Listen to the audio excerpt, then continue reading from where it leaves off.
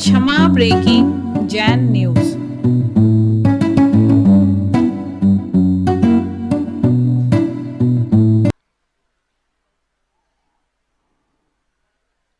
आचार्य महाराज ने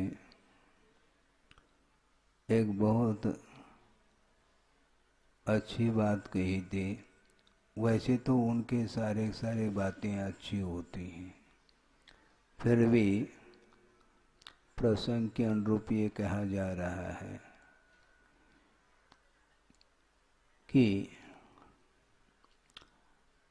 परिचित व्यक्ति भी अपरिचित सा लगे। आप सुन रहे हैं? परिचित व्यक्ति भी अपरिचित सा लगे, ऐसा उनका कहना है। आप लोग परिचय देना चाहते हैं, अपना परिचय देते हैं, फुल एड्रेस जिसको बोलते हैं, गांव का भी परिचय देते हैं।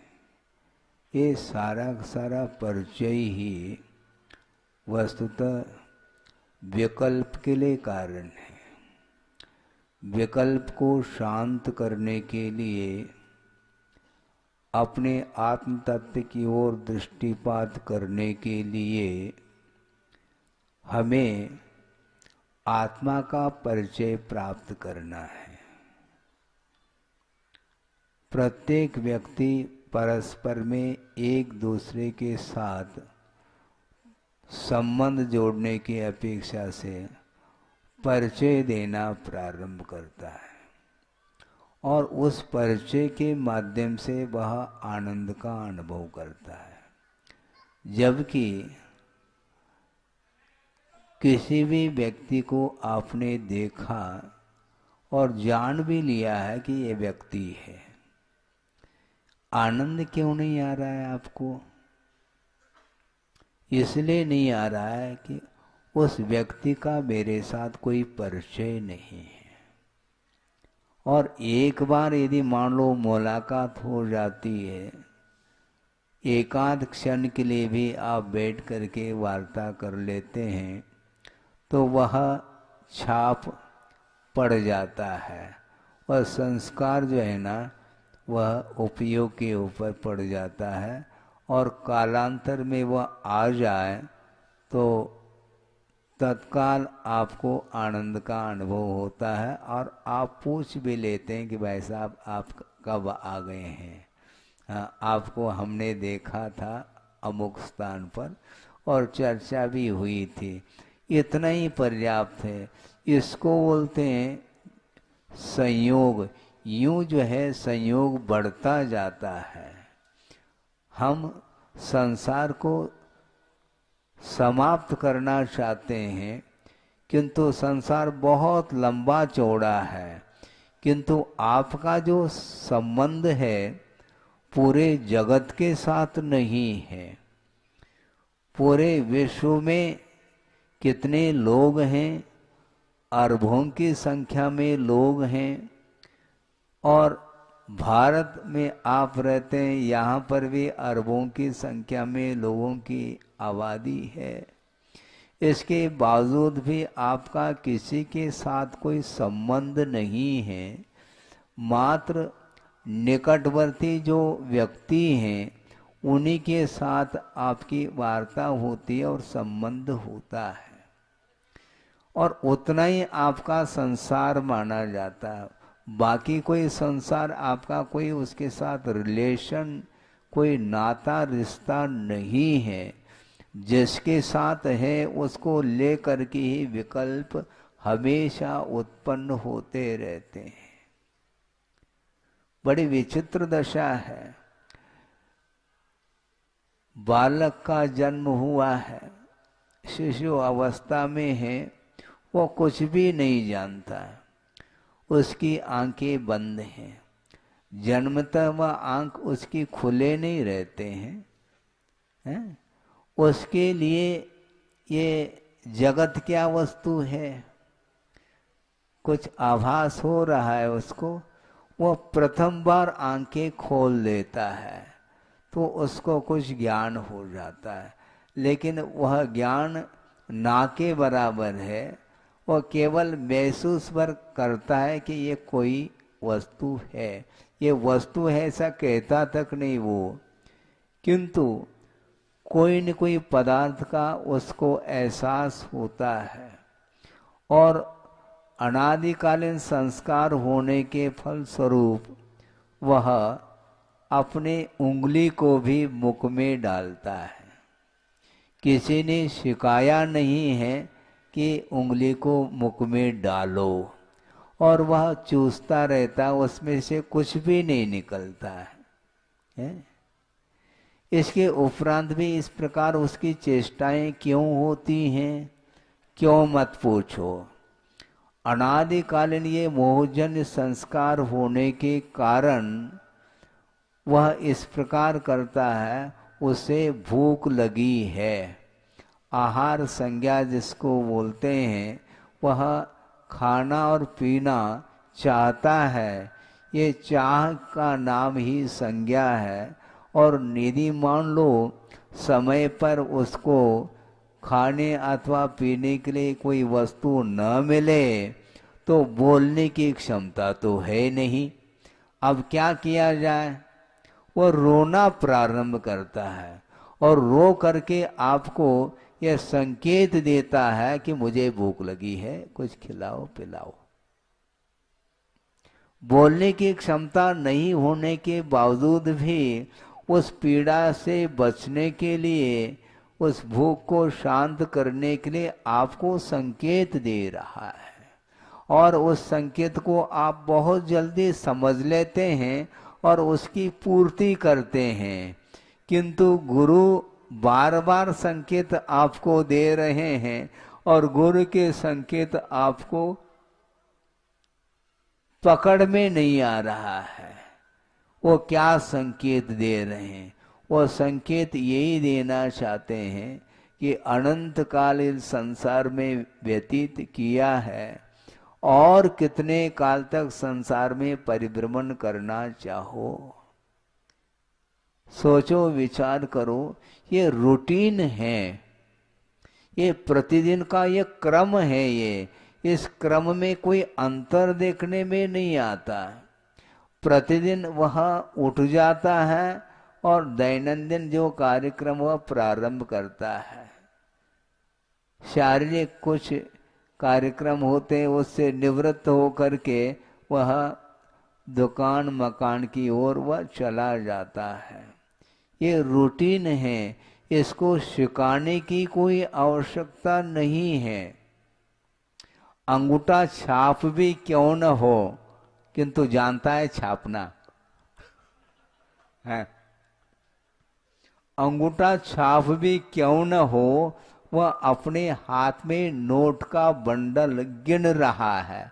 इतना पर्याप्त है। वो कहता है 100 तक की गिनती आ गई, 1000 तक की गिनती आ गई, तो उसी को हम रिपीट करते चले जाएंगे, हैं?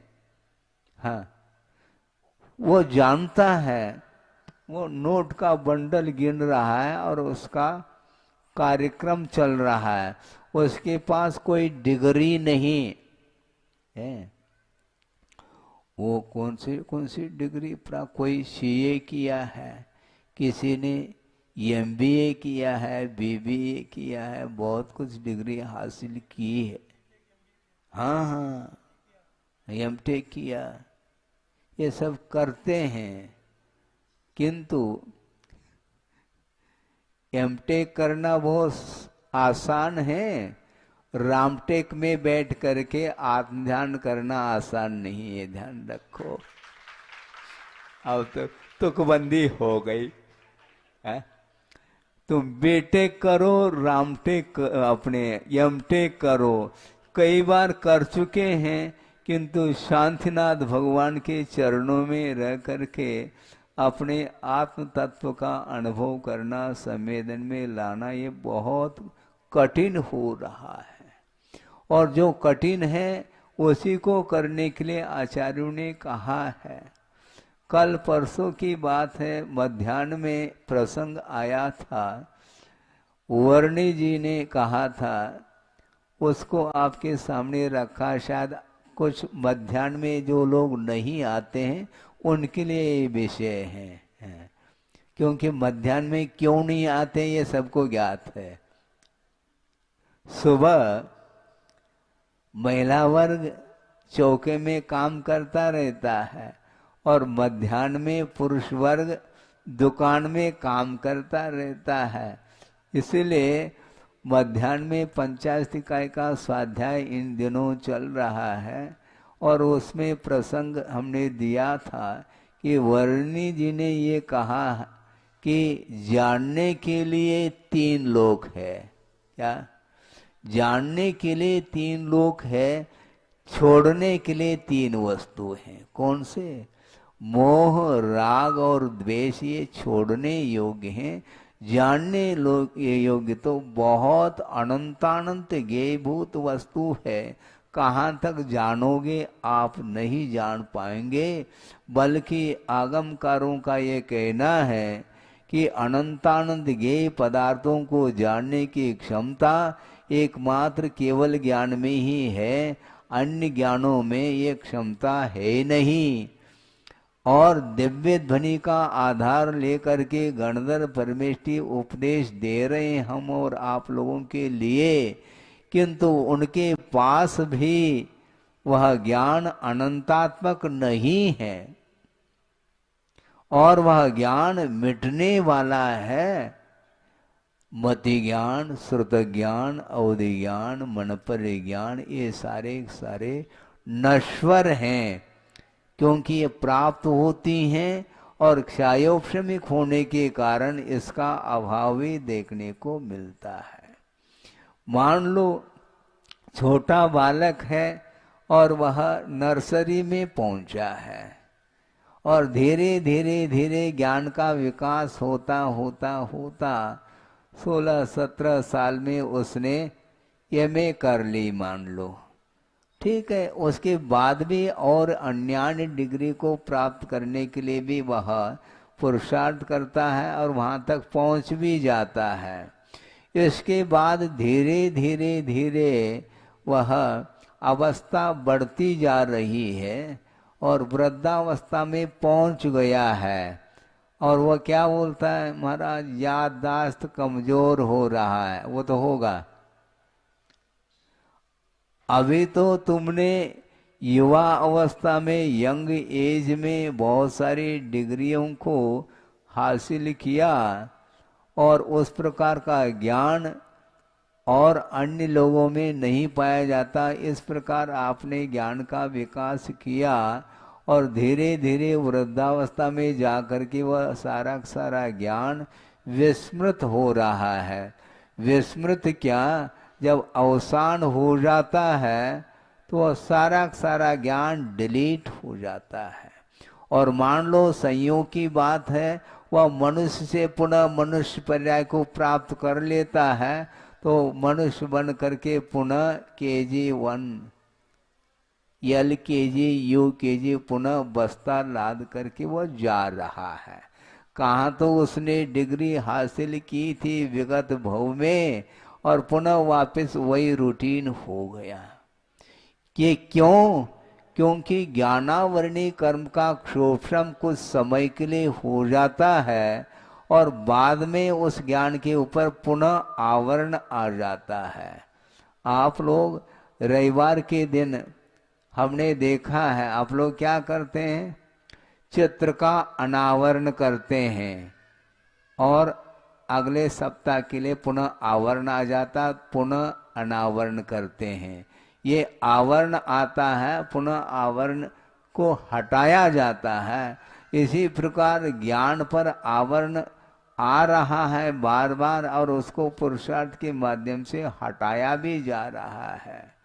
ज्ञान हासिल करके पुनः वापस वह आवरणित होने के कारण उसका ज्ञान लुप्त हो जाता है। इसलिए आचार्यों का ये कहना है, ज्ञेय पदार्थ जानने के लिए अनंतानंत है, उसको जानने की कोई आवश्यकता इसलिए नहीं है क्योंकि वह अनंतानंत पदार्थों का जानना मात्र केवल ज्ञान के द्वारा ही हो सकता है। अन्य ज्ञानों के माध्यम से हम नहीं जान सकते हैं। इसलिए उतना जानो। कितना? एक श्लोक आपके सामने रख रहा हूं। अंतो नत्य सुदीनम, श्रुत का अंत नहीं। अंतो नत्य सुदीनम, कालो थो, काल स्थोक है, थोड़ा है। वयम च दुम्मेहा, हम लोगों की जो मति है वह दुर्बुद्धि वाले हैं हम। तन नवर सिक्की यव्वम, उसी को सीख लेना चाहिए। यम जर मरणम खयम कुणदी, जिस ज्ञान के द्वारा जन्म जरा मृत्यु का क्षय हो सके, उतना ही ज्ञान हमें पर्याप्त है, उतना ही सीख लेना चाहिए। बाकी इसका कोई अंत तो है नहीं। और वर्तमान में आप लोगों की जो उम्र है वह सागरोपम आयु को लेकर के है नहीं। बड़े मुश्किल से 60, 70, 80, 90 तक अधिकतम पहुंच जाता है, फिर बाद में वह आयु पूरी हो जाती है।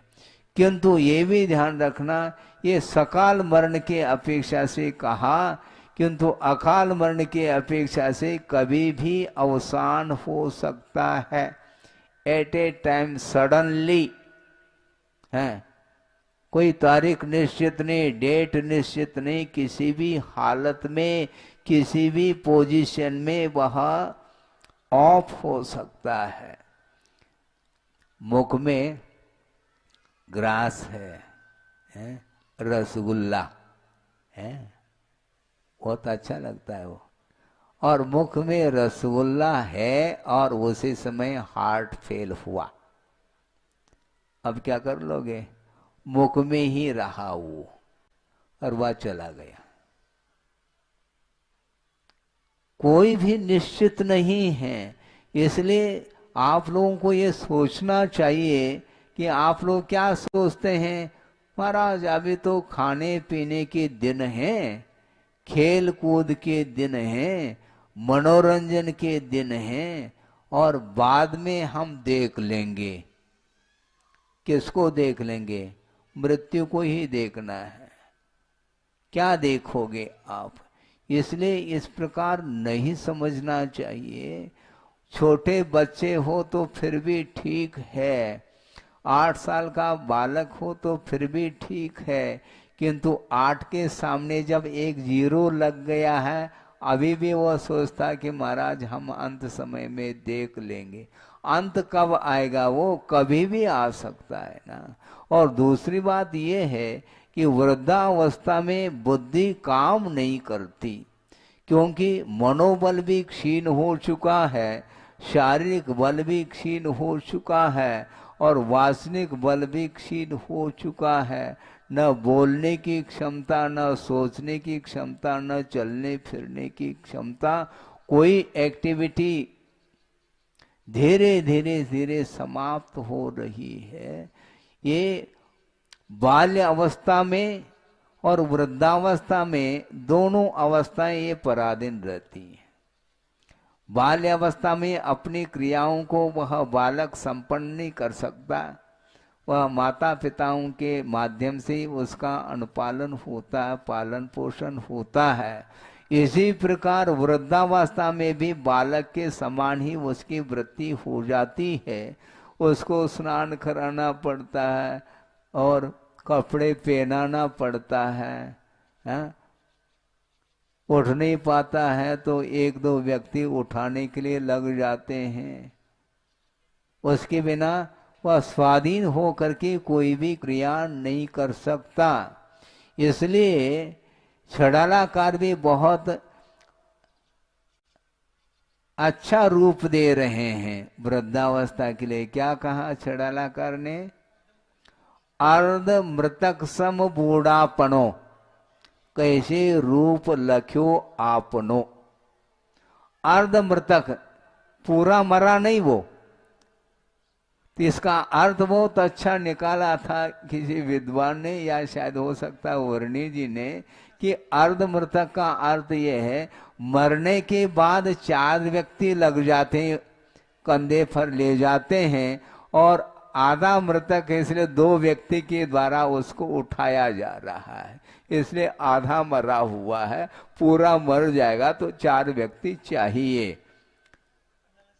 है। पन्नालाल जी कोई भी हो विद्वानों ने ये कहा।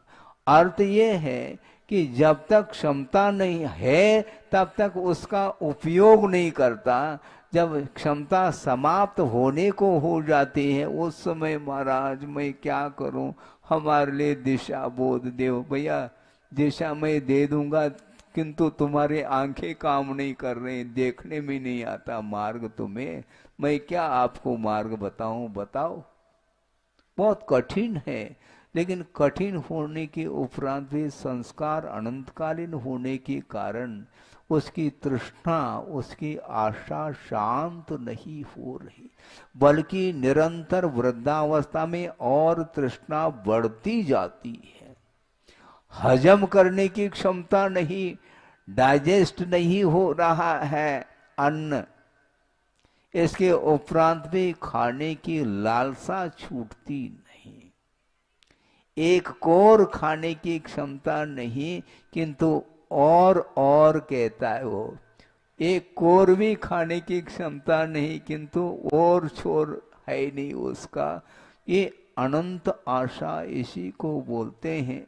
बार बार इस विषय को हम चिंतन का विषय बनाते हैं तो हमें विस्मय होता है ये कब तक इस प्रकार का इसका परिणमन चलेगा संसार दशा में, हम नहीं कह पाएंगे, क्योंकि हमारे बुद्धि का विषय नहीं है। अतीत अनंत काल व्यतीत हुआ है कि नहीं? हुआ है महाराज। फिर भविष्य कितना है किसी को ज्ञात नहीं, किंतु अतीत अनंत काल से विषयों का उपभोग करता आया है। इसके बाद भी वह जब कभी भी भोजन के लिए बैठता है तो ऐसा महसूस करता है जैसा हमने पूर्व में कभी खाया ही नहीं। इतना वह चाव से खाता है और चाव से भक्ति नहीं करता भगवान की। भोजन तो चाव से करता है, किंतु भगवान की भक्ति तो वह क्या कहें उसके लिए। इसको बोलते हैं होनहार। क्यों ऐसा होता है? क्योंकि अतीत की स्मृति नहीं हो रही है। हाँ, अतीत अनंत काल में कितना हमने विषयों का उपभोग किया है वह बुद्धि का विषय नहीं बन रहा है, स्मृति का विषय नहीं बन रहा है, इसलिए वो छोड़ने की बात नहीं होती। इसके लिए कोई यूनिवर्सिटी खोलने की आवश्यकता नहीं है। हाँ, जब वह गोद का बालक भी जब अंगूठा चूस रहा है तो किसी ने सिखाया है क्या, बेटा अंगूठा चूसो? वो अंगूठा भी नहीं जानता है, किंतु चूसना जानता है वो। इसको अंगूठा बोलते हैं, इसको तर्जनी बोलते हैं, इसको कनिष्ठा बोलते हैं, इसको मध्यमा बोलते हैं, इसको अनामिका बोलते हैं। ये सारे सारे आप लोगों के बुद्धि के विषय हैं, किंतु वह बालक कुछ भी नहीं जानता, किंतु चूसना जानता है वो। उसके माध्यम से उसको कुछ लाभ हो रहा हो ऐसा महसूस होता है। उसके माध्यम से कुछ नहीं होना है, किंतु पर वस्तु में सुख नहीं होते हुए भी वह इस प्रकार पर वस्तु में सुख को ढूंढना चाहता है। एक श्वान है, आप जानते होंगे, कुत्ता, वह स्मशान में पहुंच गया है और वहां पर पशुओं की हड्डी हैं और शव आदि के हड्डियां हैं वहां पर पड़ी हुई मिलती है, और थोड़े बहुत उसकी गंध को ले करके वह सूंघता चला जाता है और सूखी हड्डी उसको वह मुख में ले करके उसको चबा रहा है, और चबाता चबाता चबाता उसको इतना आनंद आ रहा है जैसे हमें बहुत बहुत कुछ मिल गया है। क्योंकि उसको ये भान नहीं है, उस हड्डी को चबाने के कारण उसके मुख से मसूड़ों में से वह खून बह रहा है, किंतु वह यह उसको भान हो रहा है कि इस हड्डी में से ही खून हमें प्राप्त हो रहा है। इसको बोलते हैं अज्ञान दशा। उसको ज्ञात ही नहीं, जब जलन पड़ जाए मुख में तब वह छोड़ देता है, नहीं तो वह छोड़ता ही नहीं। उसी प्रकार संसारी प्राणी के लिए कहा जा रहा है, पंचेंद्र के विषयों के माध्यम से वस्तुतः सुख की उपलब्धि नहीं होती, किंतु प्रत्युत इसके माध्यम से दुख का ही अनुभव करना पड़ता है। विषयों का सेवन करते समय उसको आनंद आ रहा है, किंतु सेवन करने के उपरांत की जो स्थिति है सब लोग जानते हैं कि वह शक्तिहीन अनुभव करता है। शक्ति सब समाप्त हो जाती है तो उस समय सोचता है ये ठीक नहीं किया हमने, किंतु पुनः वह शक्ति को संचित करता है और पुनः उस शक्ति को वह उसमें विषयों में गमा रहा है। आचार्य कहते हैं इस प्रकार करने की अपेक्षा से आपको ये चाहिए कि वस्तुतः पर पदार्थों में सुख नहीं है, आत्मा में सुख है। किंतु महाराज आप तो प्रतिदिन बोल रहे हैं सुबह और शाम आत्मा में सुख है, आत्मा ही नहीं दिखाई देती। हम कैसे देखें आत्मा को? इसको भी हमने मध्याह्न में रखा था। किसी ने कहा कि महाराज आत्मा तो दिखाई नहीं देती, आप आत्मा आत्मा की बात कर रहे हैं, हम कैसा अनुभव करें आत्मा का? मैं दिखाता हूं आपको, आत्मा बैठ जाओ। हमने उनको कहा कि हाथ से अंगारा होते ना, धधकते हुए कोयले के अंगारे होते हैं, उसको थोड़ा सा हाथ में लेकर के आ जाओ। हाथ में ले लें तो समझ में आ जाएगी आत्मा की क्या हालत होती है, आत्मा का क्या स्वरूप है, वह पकड़ में आता है, उसके बगैर नहीं आता। शरीर तो जल नहीं सकता, हाँ शरीर तो जलता है, आत्मा तो जलती नहीं है। जब आत्मा जलती नहीं है तो उस अंगारे को हाथ में क्यों नहीं लेना चाहते? मुझे बताओ महाराज। जड़ को थोड़ी महसूस होता है, आत्मा को ही महसूस होता है। क्योंकि जब तक शरीर में आत्म तत्व है तब तक तो वह सुख और दुख का संवेदन उसे होता है, और डेड बॉडी में कभी भी उसको संवेदन नहीं होता। इसलिए अवसान होने के उपरांत अंत्येष्टि करने के लिए ले जाते हैं और उसको आगी लगाई जाती है। उस समय वह चिल्लाता क्या? चिल्लाने वाला चला गया, आत्मा उसमें से निकल गई, जीव निकल गया है। इसलिए जीव को ही संवेदन होता है सुख और दुख का, इस शरीर को कोई संवेदन होता नहीं। इसलिए इस शरीर में जो आत्म तत्व है अनंत काल से रह रहा है, और उसके कारण ही उसको सुख और दुख का अनुभव होता है। हम ये कहना चाहते हैं, पूछना चाहते हैं 2 मिनट में, अग्नि की पिटाई होती है? वैसे तो अग्नि की पिटाई नहीं होती है। अग्नि की लपटें ऊपर उठ रही है, उसकी पिटाई करो आप, नहीं कर सकेंगे आप। किंतु अग्नि की पिटाई होती है जब वह अग्नि लोह तत्व में प्रविष्ट हो जाए, फिर देख लो उसकी पिटाई घन के माध्यम से उस अग्नि की पिटाई हो रही है, ये ध्यान रखो। ताली तो आप बजाते हो। अग्नि की जो पिटाई हो रही है वह लोह में अग्नि का प्रवेश होने के कारण उसकी पिटाई हो रही है, और नहीं है तो अग्नि की पिटाई नहीं हो सकती।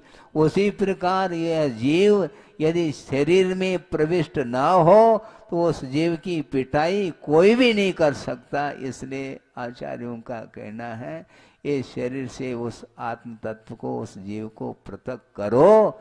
अनंत काल के लिए उस जीव की पिटाई करने के लिए कोई भी नहीं आ सकता। लेकिन शरीर के प्रति मोह ममत्व भाव बना हुआ है, इसलिए शरीर के सार संभाल करने के लिए वह तत्पर हो जाता है। दिन भर उसकी जो कुछ भी कार्य कर रहा है वह शरीर के पीछे कर रहा है। शरीर यदि नहीं होता है, न दुकान खोलने की आवश्यकता, न मकान की आवश्यकता, किसी की आवश्यकता नहीं है। पेट लगा हुआ है और उसको भरने के लिए वो पेटी को भरने में लग जाता है। पेट को भरना है, लेकिन महाराज पेट तो घंटे भर में भर जाता है, लेकिन पेटी को भरना बहुत आवश्यक है, क्योंकि पेटी यदि नहीं भरेंगे तो हमें कौन खिलाने वाला है। आपको तो भोजन मिल जाएगा बिना पेटी भरे, किंतु हमारा पेट तो नहीं भर सकता, क्योंकि हम पेटी भी नहीं भरते, ये ध्यान रखो। किंतु 10 बजे पहुंच जाएंगे हम। न हमने रसोई बनाई है, न कोई वित्त का अर्जन किया है, इसके बाद भी हम पहुंचेंगे और आहार लेकर के आएंगे।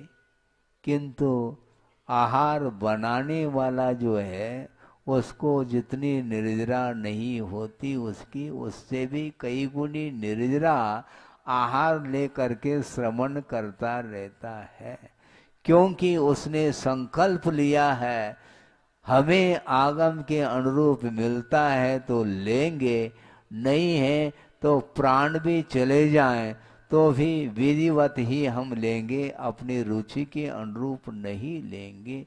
ये संकल्प है उसका। इस प्रकार दृढ़ संकल्प ले करके वह साधना में रत है। जीवन भर के लिए उन्होंने ये संकल्प लिया है कि अब हम किसी भी प्रकार से आगम से हट करके कोई भी चर्या नहीं करेंगे। इसलिए शरीर के लिए मिले लाभ हो तो ठीक है, अलाभ में भी लाभ के समान वह महसूस करता है। किसी भी प्रकार से उसके अंदर कालुष्य भाव नहीं आता। इसको बोलते हैं शरीर के प्रति निरीहता, निर्ममत्व भाव। इस प्रकार शरीर के प्रति निर्ममत्व भाव रखने से ही आत्मा का विकास हो सकता है और शरीर से हम अपने आप को पृथक महसूस कर सकते हैं। और एक बार शरीर से वह आत्म तत्व पृथक हो जाए तो अनंत काल के लिए वह आत्मिक सुख का ही अनुभव करेगा, जिसका कोई अंत नहीं है। वह अनंतात्मक सुख है और वह एक समय में अनंत सुख का अनुभव करता है और अनंतर समय में वह उसी सुख का अनुभव नहीं करता। नया नया, क्योंकि वह पर्याय व्यतीत हो चुकी है। एक समय में जो संवेदन में आया है वह अनंतर समय में वह इससे भिन्न ही संवेदन में आएगा। इस प्रकार अनंत काल के लिए प्रति समय अनंत अनंत सुख का अनुभव करता हुआ स्वाधीनता के साथ व्यतीत करता है। इसी प्रकार हम लोगों के लिए भी स्वाधीन सुख को प्राप्त करने के लिए उपदेश दिया है और उस उपदेश को भी हमने आगम के आधार से आपके सामने रखा है। हमने और कुछ ज़्यादा बताने का हम पुरुषार्थ करते ही नहीं, हम केवल दोहराते रहते हैं। गुरुदेव ने जो कहा है आचार्यों ने आगम में जो उल्लेख किया है उसी को आगम के आधार के माध्यम से ही आपके सामने रखने का पुरुषार्थ करते हैं।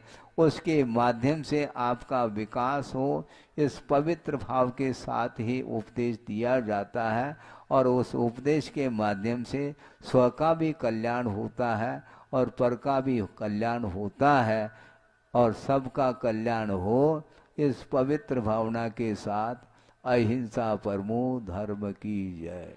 बोधि समाधि परिणाम शुद्धि स्वात्मोपलब्धि